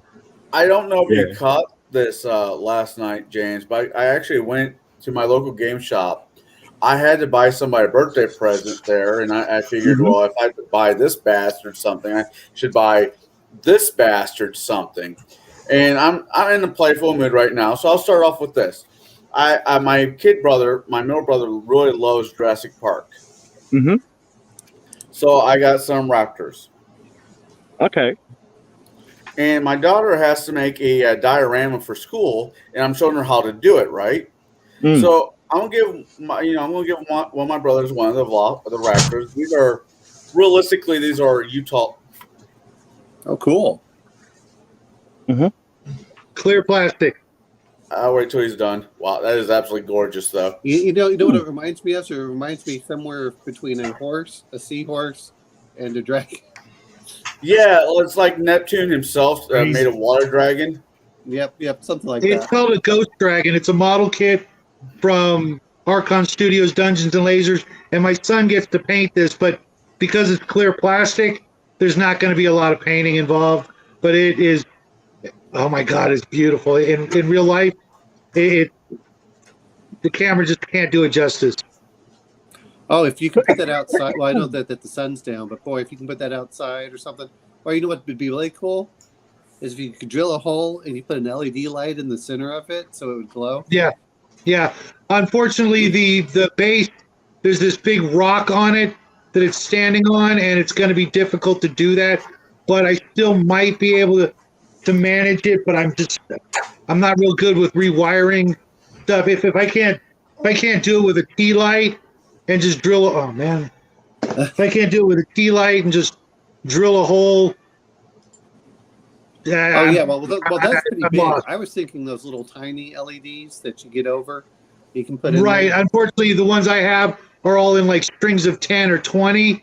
So I would have to do something electrical, and that. So with that being said, I'm going to paint these up for my brother, give him one. I'm going to keep one. Then I'm going to make a diorama with my daughter with using one of them. Then with the Whiz Kids, everybody should play not really human clerics in wheelchairs. I'm going to have them, one of the Utah Raptors chasing a guy on a wheelchair as he's about ready to run into some stairs. Can I bring up the little part here? If you're going to do that, Connell, you got to have you got to play Paranoia with the cleric in the in the wheelchair, and you know. If I was that cleric and I'm in a wheelchair, I'd become an atheist like the next day. I thought the whole like model in a wheelchair thing was a joke, and then I saw the other day that it wasn't, and then I was like, okay, fair enough. No, it's But looking at it, you could probably build like a cool war wagon around one of them, like turn it into a driver. You know what I mean? I'm just thinking the whole point of paranoia is to push someone down the stairs. You know. Yes. Wait, hold a second. I thought that was just being a kid who has siblings he doesn't like. Oh. Just get some paddle bop sticks and some bigger wheels, and just construct a battle wagon around the guy sitting in the chair, and you're set. Okay, so I guess back to spaceships before we completely go off topic. Thanks, Owen. Disinformation. Oh yeah. So the games I'm playing right now is Babylon 5, which has a really good combat mechanic on it. And Babylon 5, the people that did Babylon 5 also did a variation of the old Star Wars Starfleet using the same engine they did for the Babylon 5. And it's early war. You play Call to Arms? Yeah. Okay. I mean, for the Babylon 5 Star Trek version, the missiles only get up to speed 20 instead of 32 for late war. Right. And plasma weapons are still bastards. Of course they should be. I'm gonna say I bought a guilty purchase on Humble Bundle for Rogue Trader, along with Death Watch. Now, I don't like Battlefield Gothic. I don't really like the designs, but I still love the idea that you go out with these giant ships that have like dozens or hundreds of thousands of people to go conquer other worlds. And so, yeah, I mean, 40k lore it sometimes shakes out a lot better than like playing the game or being on their payroll, doesn't it? You know what I mean? Like, it's such a rich setting. Oh, I love, like what Shadow and Son do. Well, what Shadow and his son do, where they start creating stuff. That just takes me right back to the old Rogue Trader 40k. You can build anything you want. That was hugely inspirational for me as a kid. As a matter of fact, if you remember the deodorant can hover tank. Right. You remember those? All I remember is the Elmer's glue graph tank or whatever. Yeah, it was a speed stick. Yeah. Yep. Well, my son and I, we actually turned those into something we think was cooler. We turned them into like Luke's speeder. They had like 2-3, seats from model cars and windshields and these cool ass lights for the sides. And we turned them into like sports car versions of Luke's speeder to just put on the table, as things to duck behind and stuff like that. And it's one of our older videos called Speed Stick Speeders, and they really turned out cool. And they light up with 3 different lights. I was looking at old $4. I was looking at old scans of White Dwarf last night, and they had a lot of that improvised terrain. A lot of Pringles can water towers, and I made dozens of those. And those are lots cool. of like people making like big succulent plants out of like weird shaped bits of foam and sticking spikes on them, and like using aquarium terrain and stuff like that. And I'm kind of like, you know what? I get so little hobbying done because I apply these kind of standards to myself that are maybe not realistic for where I'm at. Like, there's something about that era that's just calling me to kind of just let some things go and just kind of throw shit on the table and get things happening. Well, has anyone just, I know it's not sci-fi space, but it's a little bit smaller. Anyone tried playing 5 Parsecs from Home? The Nordic Weasel guy, yeah. He's got a real Rogue Trader influence in his rules, definitely. I was just curious because it looks cool. You create your little war band, you take whatever miniatures you have, and you just go play. And the other one was 5 leagues from the borderland, which is the fantasy one. I was just curious if anyone's played it and what they thought of it. I can't tell you about that, but I can tell you about his explicitly Rogue Trader rules, which are much more like old 40k, and they're really cool. And he writes World War One rules, which are kind of like World War One skirmish, like kind of more like taking objectives, like a tactical level. And that's really awesome, like the way he's gotten into that, because it's not just like you kind of have specialists, like people, for taking trenches and grenadiers and stuff, and the way they interact is really cool. I think he's an awesome rules writer. I just wish he put more stuff in print, because usually if I can't get a book as well as a PDF, I'm probably going to read it like a couple of times and that's it, Yeah. Now you're young. You'll get more opportunities. I've still got my original Rogue Trader. I've got books that are older than Connell. I suppose. And you know what? I'm glad I have them because, like for example, I mean, this is totally off topic, but I have original white box D&D from my childhood, and I like going back to the oldest things and taking a look at it. Putting myself in that mindset of back then, what it must have been like, and then trying to, integrate it with all the stuff that I know now. And sometimes there's pieces that actually still stick out and still work, or philosophies or ideas in gaming that still work.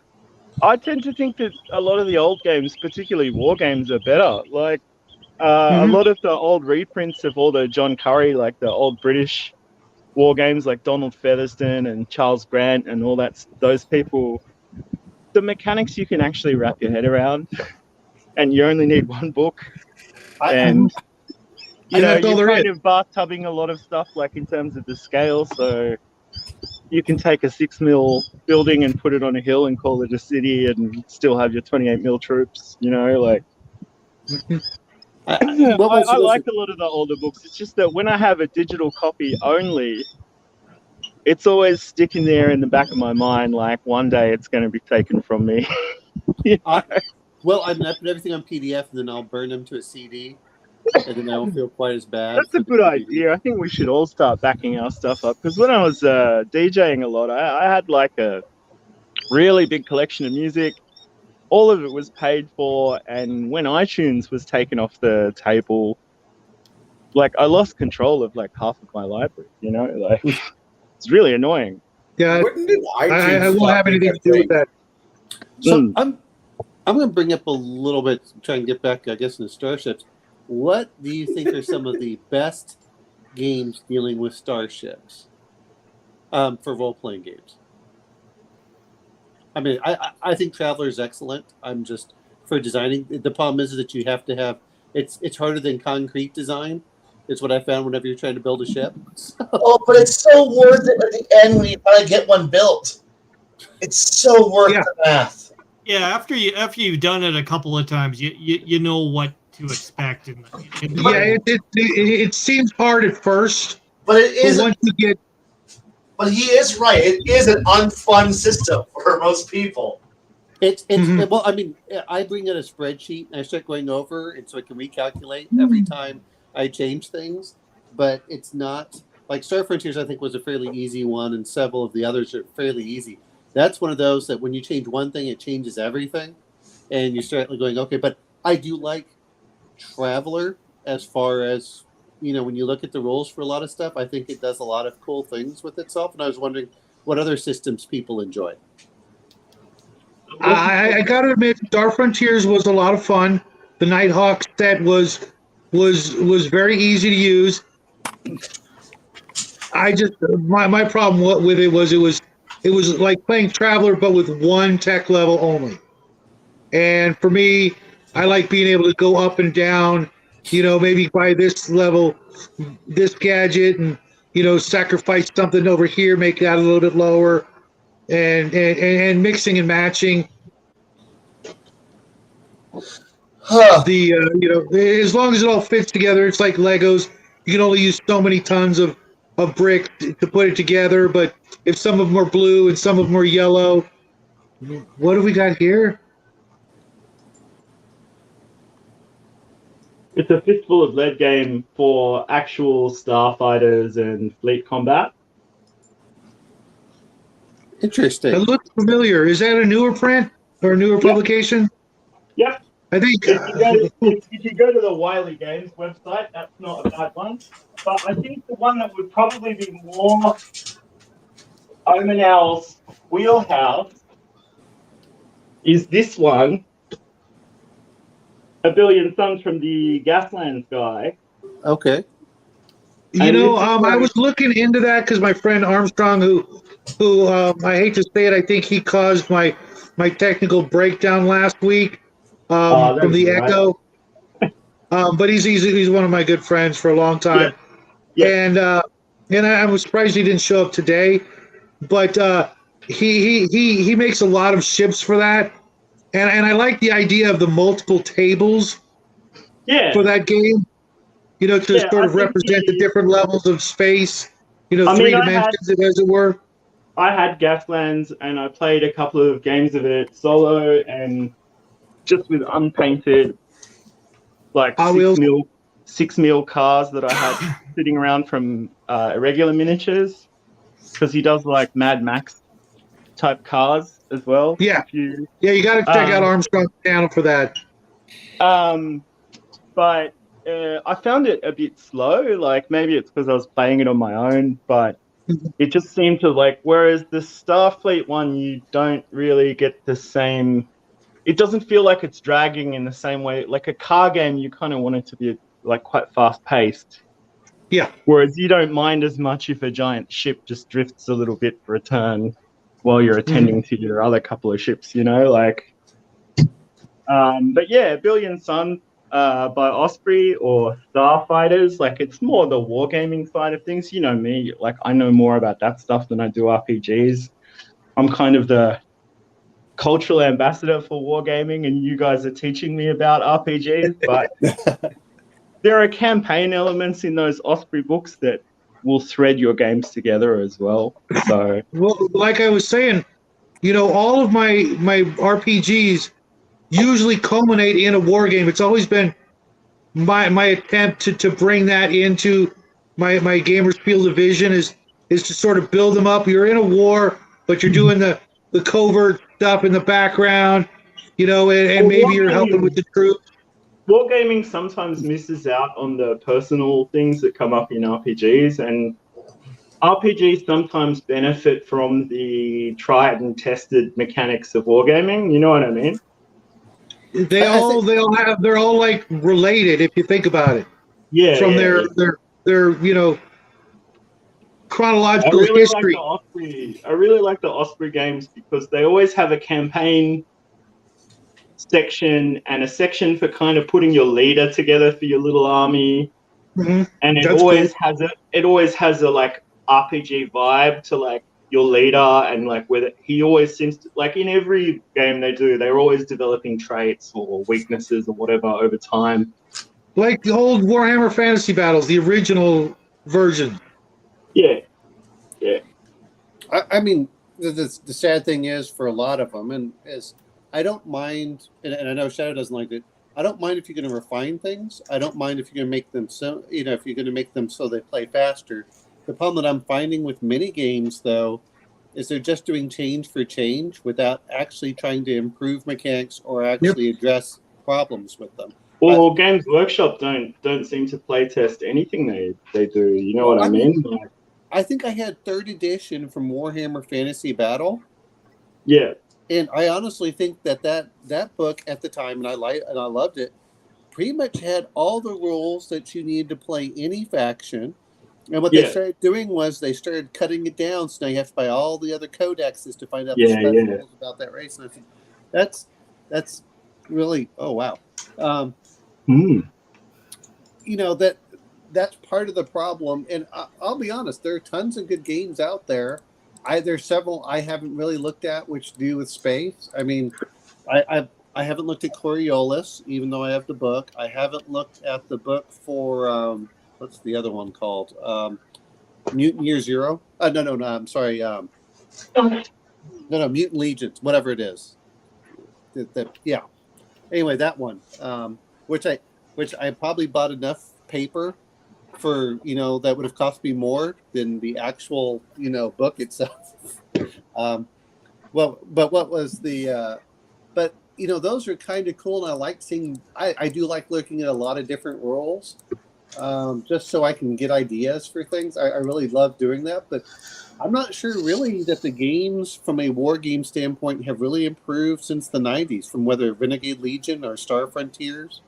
I don't know about when you look at one-page rules, like, and how popular they are and how successful they are, what they're offering is much closer to old school Warhammer rules, like how they used to be. Yeah, I think I noticed that too. Yeah. I mean, not that they're bad or anything. Like, people really like them, obviously, but yeah, like I think that there's possibly there are only so many ways you can cook it. You know what I mean? Like, yeah. And maybe the focus should be like on really playtesting it and going, yes, am I going to take the route where everything is unique and there's a lot of complexity, or am I going to keep everything simple and give people traits which add complexity? You know what I mean? It's like you've got to walk the line between doing things one way or another. But I grew up doing the old, I mean, just because my father had it and you could play on the computer, the old stuff like Gettysburg and Waterloo and things like that. And I'm like, look, I'm okay with it now. The problem that I have is everyone wants to do this 1-to-1 or true scale, or not quite true scale, but they want to make it. And by doing so, it cuts the ranges to ridiculously low levels because you have to play it on a board. I don't have a gymnasium, but in many ways, well, I mean, you need a gym. Well, you're supposed to do this. You're supposed to bathtub it. You're supposed to basically have your rubber ducky in the bathtub and go, all right, that's a battleship. Like, you're meant to have a stand of, like, in like a typical Napoleonic game that's at that grand tactical level where you're controlling like a whole corps of men and like issuing orders on horseback and stuff like that. A stand of 8 guys is meant to be a whole battalion. You're not meant to do literal 1 figure equals 1 man. Like, that's insane. No, impossible, like. No, I agree with you, but I mean, like, it's been a while, but when I did long range shooting, 500 yards was trivial, and 800 yards with the 308 was pretty normal. Yeah. But try doing that when you get 2 yards equals 1 inch. Well, the other thing is like this, well, there's 400 inches. There's so much contention about like how valuable ranged combat was, particularly in 19th century warfare. Like, in the American Civil War, they'd get up really close to each other and slug it out for like a ridiculous amount of time. And then when you think, sci-fi combat, the ranges are even more ludicrous. Yeah. I mean, it's sort of like you can never do it.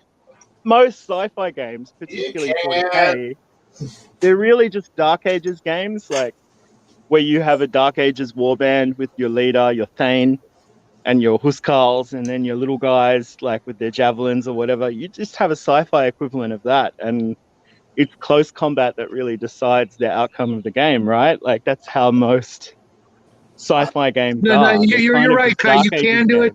I think that's what I liked about the Billion Suns idea, was having separate tables to, like, you could do your fighter craft assaults on a capital ship on one table, but the bigger fleet actions elsewhere. Obviously you'd have to like move ships off the board, or have 12 different little card tables.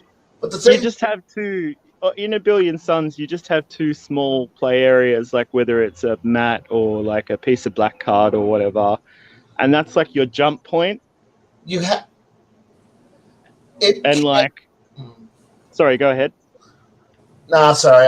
I'll be quiet for a bit longer. No. I No, want I'm to hear. good. I want to hear you cry. No. The Yeah, thing is that I was mentioning Starfire before, which while it's simple, you got to realize that the engagement ranges are measured in like half a light second per hex that you're maneuvering around in. So you're not dealing in a few thousand kilometers. You're dealing with half a light second, and you're looking at a turn is 30 seconds, which means the maximum range you could ever fire, because at which point you break causality, is 60 hexes, which is you've reached out to 30 light seconds of range. And that game had communication problems where you had the tactical map, you'd have what's called the interception map, and then you had a systems map that allowed you to move at the tactical level. And after a certain number of tactical moves, you got to move on the intercept map level. So that way you could have a task forces that are maneuvering into position be able to start staging out your fighter launch strikes, recalling strikes to rearm and reload, and having a massive battle across the entire solar system, or multiple solar systems simultaneously if you're really a wizard at this. But it's like, this is why I look at most games where it's like, oh, our scales are ridiculous, and why? You could, if you're willing to put the math in, the thoughts and the idea of what you're doing is, you can start looking at the idea of you gotta sit and we start looking at ranges that are like 30 light seconds, a light minute, light hours, and now you're like, I sent a communication to another fleet. You got to realize it might be 4 hours before you can reach one of your task groups that are in the outer solar system to know what's going on. Plus, you have sensor ranges that are. In most science fiction, communication is instantaneous, right? Which is bullshit. Which is such bullshit. I know, right? Like there needs to be some latency in this. Like where you had to put some faith in the idea. That's when you go back to like Fletcher Pratt and like the old naval war games, where like there has to be some fog of war, like a little bit of disruption. And I mean, I think A Billion Suns has that, but you are definitely only controlling like a capital ship and some fighters and like a couple of frigates kind of thing. I don't think it's designed for cross-system warfare. It's like. It's not like that grand tactical or grand strategic kind of approach. It's much more like the corporation wants you to take these asteroids before the other corporation does. It's a bit more like that. And a part of me kind of wants to go pull back to an Honor Harrington comment of, I want the ability to, I have to like figure out what my intercept rate is going to be, and if I can figure out if I can be invisible and they can't tell where I'm at. And I can plan to just ballistically launch missiles to cross paths and intercept is a great thing. Or for old, if you're playing BattleTech and you're using rules that most people don't like because they don't know how to play it, you could actually use the T-class missiles, which allow you to ballistically launch them, and then have somebody who's at a boring orbit, and you're like, fuck that, fire, and then wait 5 hours, and then suddenly you get a bunch of Kraken class missiles come out of nowhere, and you weren't paying attention because my missiles have exited active thrust phase, so all they are is on a ballistic trajectory. So it's not my fault you were in the way of several hundred points of damage. How can a ballistic missile take 5 hours to travel? They don't have any propulsion. But you're in deep space. Once you plotted it out, they just fly. They just fall using gravity, right? At that point, you're just changing the direction slightly. Because really, you already picked up your maximum speed early on. Yeah, and now they're just cruising in ballistic mode. And since they're technically teleguided, You just sit there and just let them slowly fly in. And it's like they're already past boost phase. No one's looking for them, and suddenly missiles hit, and people go, "That's not possible." I go, "Yes, they are. It's right here." If they're only visible while you're engaged or you're Yeah. jumped out of like warp, you're screwed. But the only point of contention that I had with what you said, and I probably apply this to all war games, it's like when someone says a turn is X number of seconds in real life or a turn is X number of minutes, I'm like, that's fair, but that has to be subject to like dilation. You know what I mean? Like things go wrong. Things go very wrong. Like if anyone's ever played Harpoon, you can play yes! it time. See, but here's and that I really wish that they had kept going with that for the computer.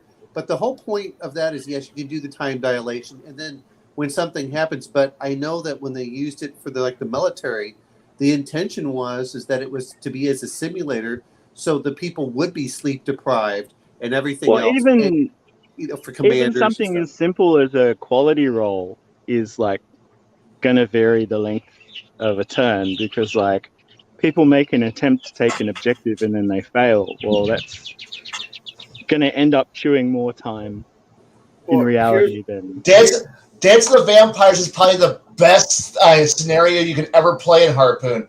It teaches you so many ways of thinking. It's such a good way to do it. You have to learn how to play it on both American and Soviet sides, so that way you can. Yeah, it's a good scenario. Well, see, here's the other thing I have. The problem with a lot of these space games. And some of them are fine, but I'll use for an example. We'll use MechWarrior also. But you're not allowed to have so many in the same hex. Like no, you can put almost an infinite number in the same hex because each hex is representing thousands of kilometers. Yep. Yeah. That's the problem that I have and everyone wants to use miniatures, but there's a certain point, from the old war game where I just want the chit. Chit's the best way to play. I'm happy with the chit, and it works better for stacking. Depends. The joy of like hex and counter, which I have a lot of, is it's already all there for you. Like campaign, missions, units. Like it's all there. Whereas a war game is like you have to employ a certain amount of time preference and preparation that I'm still getting my head around. Honestly, it's like. I'd have people look at me weird when I would show up, like when we used to play Babylon 5 Wars, and we're like, no, you gotta play with miniatures, and I'm like, no, ranges are too short, maneuvering's too small, you can't do anything, and I'm like when I ran it for some people at at our local game store, I brought in a large Starfleet Battles map with all the little itty bitty hexes, and then I just filled in little flipped over Starfleet Battles shits, and he's like, "What are you doing? We're playing Babylon 5."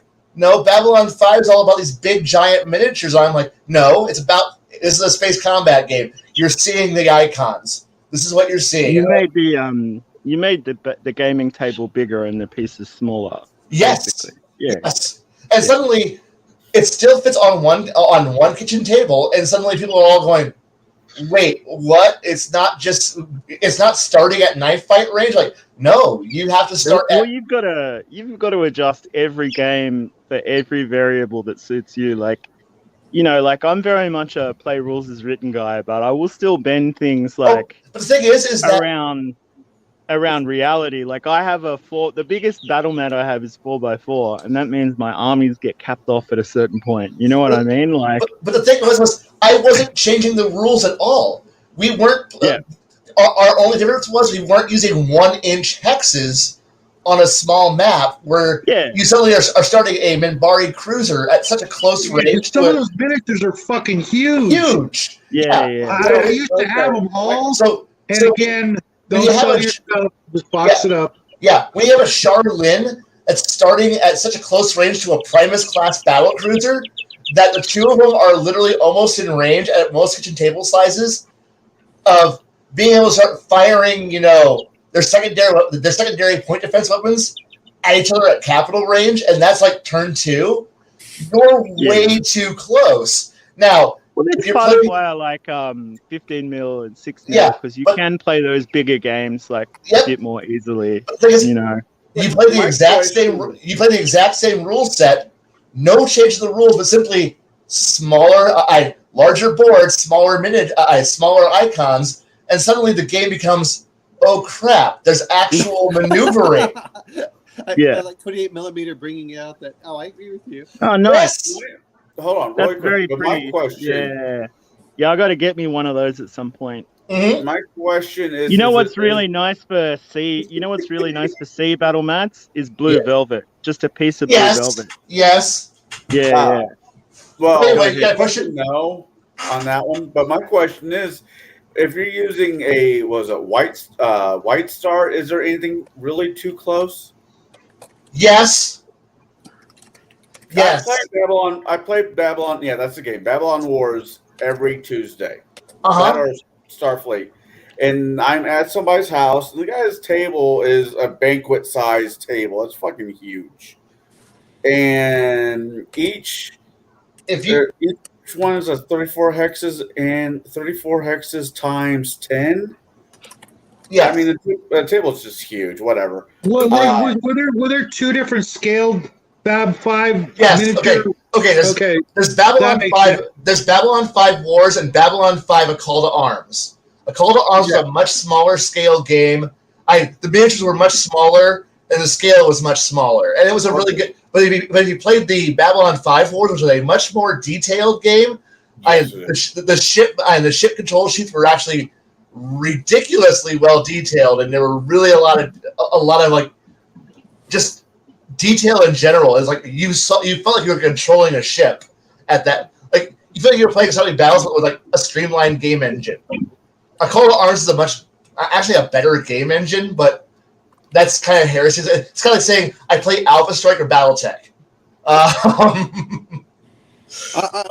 I think we all love miniatures. I think all of us do. Yes. I love the visuals for them, but there are certain times whenever you're playing in this, and like you're talking about having multiple boards, that wouldn't really bother me.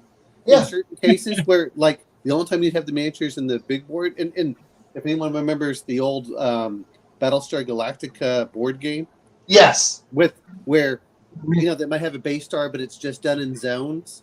I'm okay with that too. Mhm. It was that, but I don't mind having the abstraction. The other thing that always bothers me is you look at like actual engagement times between ships, and I know this applies to RPGs and everything else, and you see that it takes like an hour between two battleships shooting at each other to generally destroy it unless they get one good lucky hit. Like I mean, that's how it is in Star Trek, I've noticed, and definitely in Babylon 5 Wars. Thank you for correcting me on that one, Kai. It's Babylon Battles. I just needed to hear the name. And yeah, I mean, Wars or Call to Arms. Either one. Both of them are good games. I really enjoyed them both. oh yeah, it's Wars. I couldn't remember the name off the top of Then my yes, the ships you should fear when you're running those overpriced gunboats, the White Stars. You should fear anything that like a Vorchan's a pretty good. If they get in close, their plasma cannons can tear you up pretty good, and they're about as fast and maneuverable as you are. So you have a bit of an edge in speed of maneuvering, but you don't have quite as. But you're also way overpriced, and Vorchans and their variants can actually keep up with you. So Well, the only thing, I mean, we were doing we were doing warlocks. Is that the right term? are you looking for the Omega Shadow variant? Because warlocks did not have the Shadow Tech on them, unless you were playing with one of the sides like hypothetical ships. But no, the Warlock Advanced Destroyer did not have Shadow Tech on them. If you're looking for Shadow Tech. I think it was the bad guys, the ones the ships look like spiders. So the Omegas with the Shadow Reflex. Okay. Right. Those things are the creepiest fucking. Well, they're not creepy per se. I get that's the right word. They look wrong. Yeah, they look like a dead spider upside down. If you guys are looking for cheap spaceships, Brigade Models in the UK Oh, yes. is a good place. I Really had them bookmarked, actually. They're a really good site. Yeah. But I wanted Carry to say on. real quick on the Honorverse. Yes. On the Honorverse, I have a local friend here named Russell Hartley. You may know him. Uh-huh. I might. Old timer from the game room. Yep, I might know him. Anyways, he read the books. He loved the books so much. Uh-huh. He decided to invent his own game for the Honorverse, and it's really, really interesting how he did that. We got to find a Tuesday where you can come over, man. But I need to. Okay, I need to. Connell, when are you coming over?